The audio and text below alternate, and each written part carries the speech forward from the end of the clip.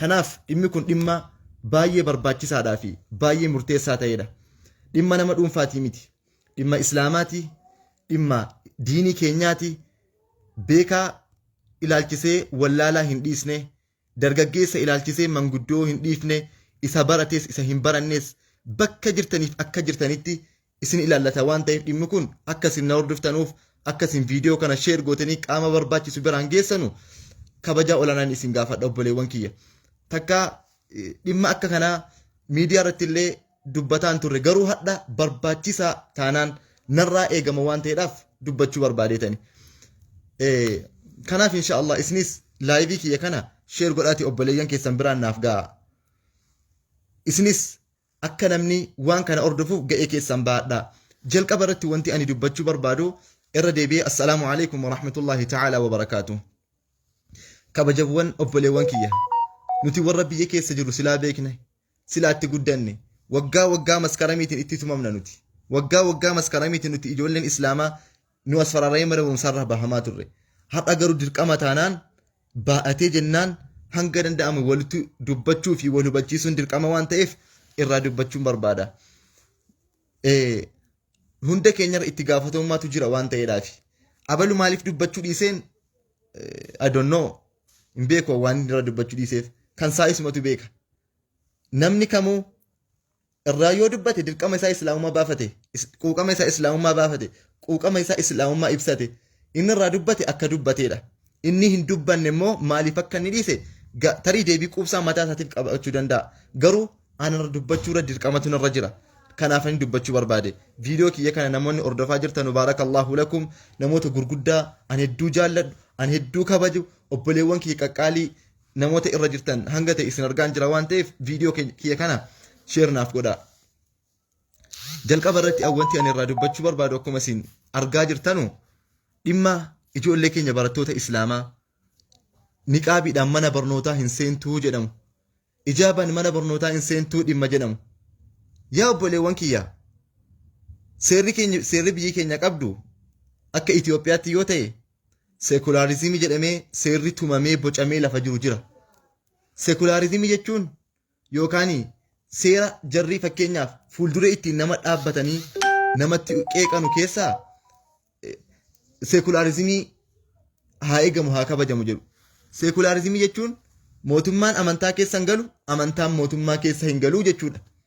Mootummaan amantaa keessa hin galu, amantaanis mootummaa keessa hin galu jechuudha. Akkana jechuun immoo maal har'a namni kana akka waan ragaatti fidatee, namni kana akka waan evidensii quubsaa ta'e wayitti fidatee zabanyaan ijoollee dubartootaatiin, ijoollee shamarranii islaamaatiin niqaaba irraa fuudhaa yookiin ol gadi baradhu yoo hin taane deemi jedhaan. Akkanatti ijoolleen keenya ijoolleen islaamaa barumsa dhabaa jiraatti. Akkanatti barumsa irraa fageessu ijoollee shamarranii. Akkanatti quuqqaa waggoota 100 nurra ture akka islaamaatti. Jijjiirama dhufe kana erga simanne, erga qeeballee, qabsoo qeerroo hedduutiin, dhiiga qarreewwan hedduutiin baay'een keenya qabeenya itti dhabee, lubbuu isaatti dhabee waan asiin ga'ate kana jijjiirama nuti gammannee fudhanne kana dudduubbeetti deebisuuf qaamni tokko tokko ragaan barbaachisne fidatee qaamni tokko tokko waan isan galchine keessa galee ijoollee keenya islaamaa barnoota irraa dhaabaa jira. Ijoollee keenya islaamaa barnoota irraa fageessaa jira. Marti keessan akkasiin viidiyoo kana sheer naa gootanu maqaa rabbiitanii isin gaafadha har'a. Takkaallee wallaahi waan akkasii isin jedheen beekuwaan. Garuu marti keessanuu akkasiin viidiyoo kana sheer naa gootanu kabaja olaanaa wajjin isin gaafachuun barbaada. Akka biyya keenyaatti jamaa seekulaariizimiidha kan jedhamu mirgi amantaa cabsuu miti, mirga amantaa balleessuu miti. Mootummaan kansaa mootummaadha malee amantaa keessa hin galu jechuudha. Seekulaariizimii jechuun ijoolleen shamarranii niqaabaan mana barumsaa dhaqxee hin baratin jechuu miti. Seekulaariizimii jechuun. Seekulaariizimiidha jechuun maal jechuudha? Barsiisaan mana barumsaa keessatti waa'ee amantaan barsiisinii jechuudha. Inni seerri nuuf tumee nuu kaa'e.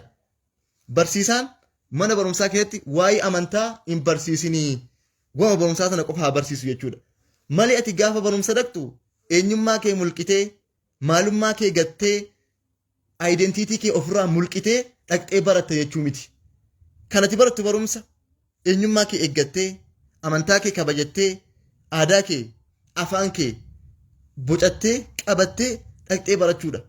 Yoo kanan taane inni barnoonni inni anaaf amantaa koo naan kabajne, barnoonni inni anaaf eenyummaa koo naaf hin eegne, barnoonni inni anaaf afaan koo naan kabajne, amantaa koo naan eegne, namummaa koo naaf hin kabajne, anaaf barnoota maalii jedhee gaafa sana ga'ee keessaan qabu jechuudhaan gaafa sana an waa keessaan qabu jechuudha.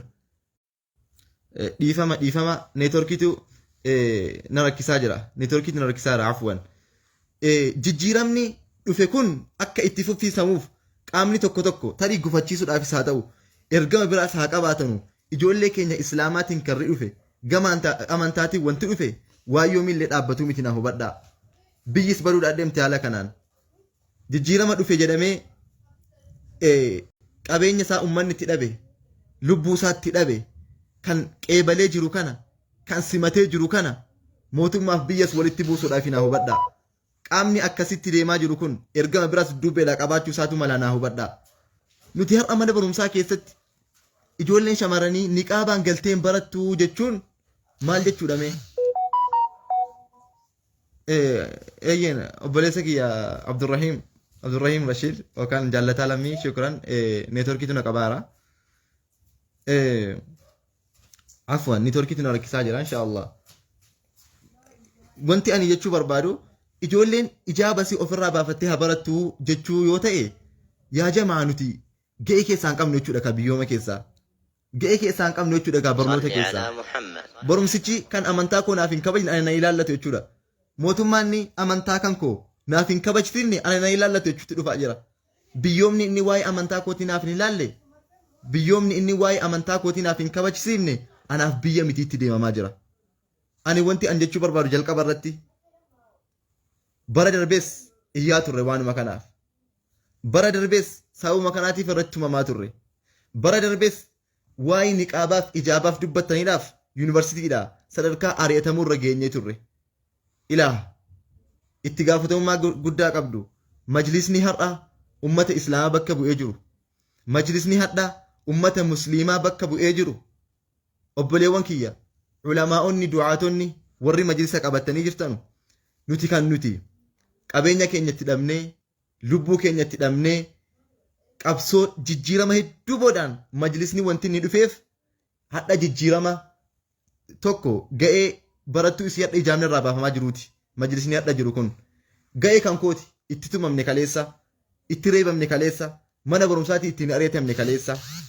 Yaa obboleewwan kiyya, yaa ustaazoti kiyya, warri majlisa nu hoogganaa jirtanu, waldi nu fuulduree jirtanu, wanti nuti achi sin kaanneef rakkoo keenya dhaqaati mootummaa biraan nu gaadhaafi.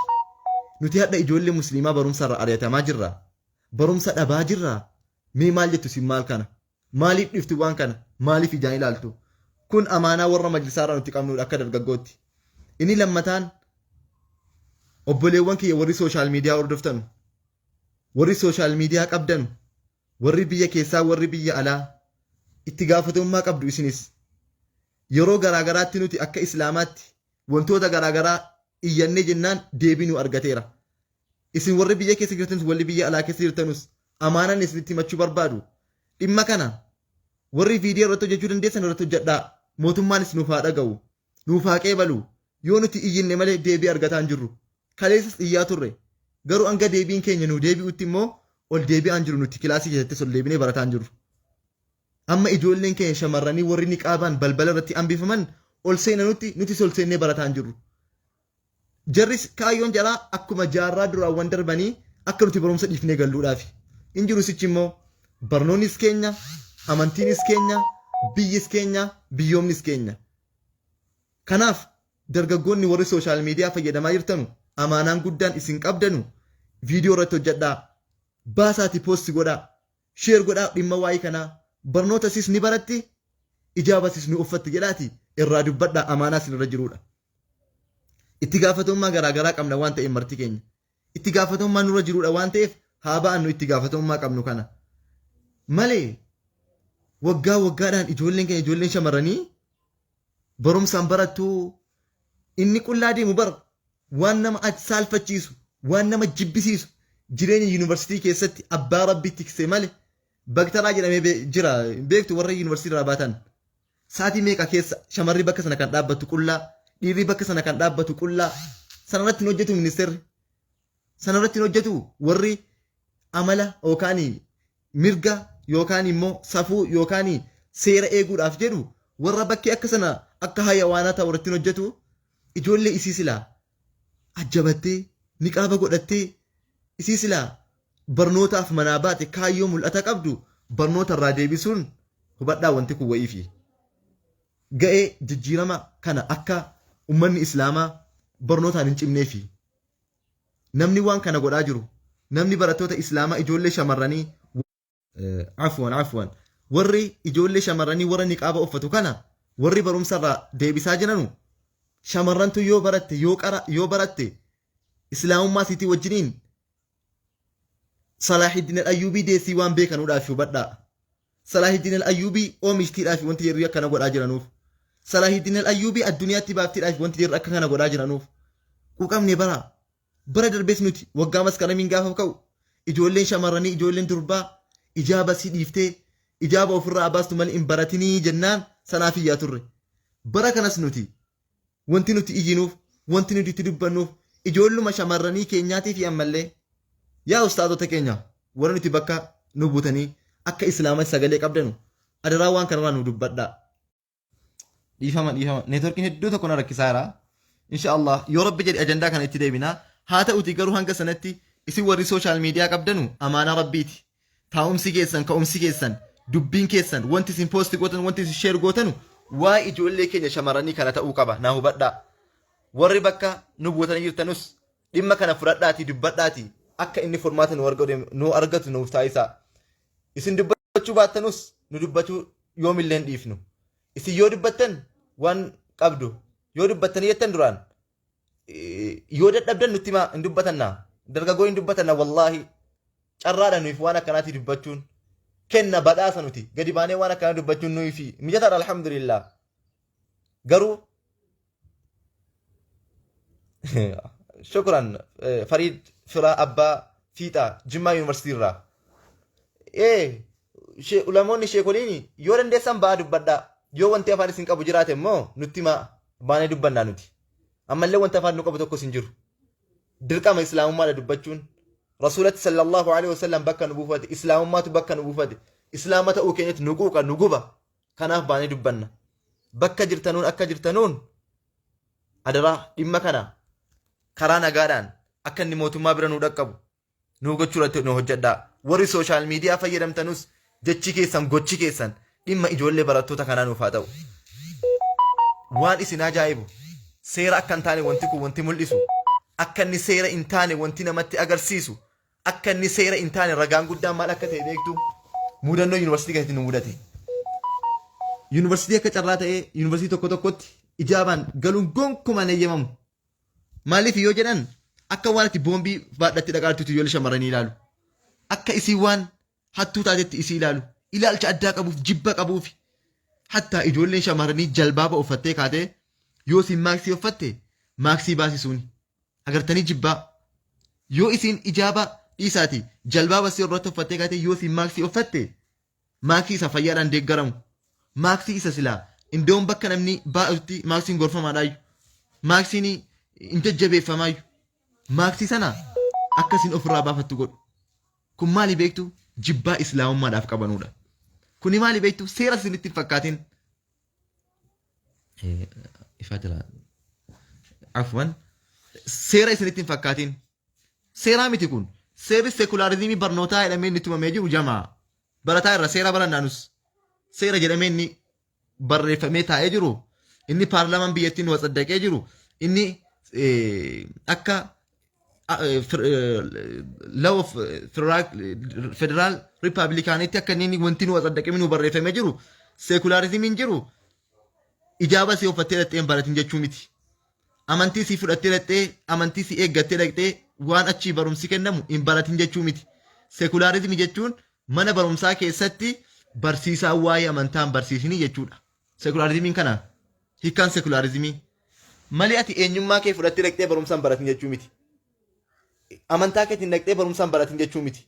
Barumsi maalirra yoo amantaa koonaan kabajne yoo eenyummaa koonaaf hin eegne yoo ana akkan jiruun yoonan simanne maal inniin kun seeras miti. Kan akkanatti jibbaa islaamummaadhaaf qabanudha. Qaamni waan kana godhaa jiru wanti mootummaan nu beekuu qabu mootummaaf biyya walitti buusuudhaaf tokko. Qaamni waan kana godhaa jiru ergama addaa duddubbee isaatii qaba 2. Qaamni waan kana godhaa jiru ofii isaatii dhimma dhuunfaa isaa kallattii garaagaraatiin mijeeffateeti 3. Waan kanaaf namni ijoolleen keenya akka isiin ijaabasii uffattee niqaabasii uffattee hin dubbanne niqaabasii uffattee hin baranne kan jarri taasisaa jiranuuf dhimma dhuunfaa jaraa milkeessuudhaaf mootummaan kana hubatee deebiitti nu kennuu danda'uu qaba. Mootummaan kana hubatee furmaata tokko nu kaa'uu qaba.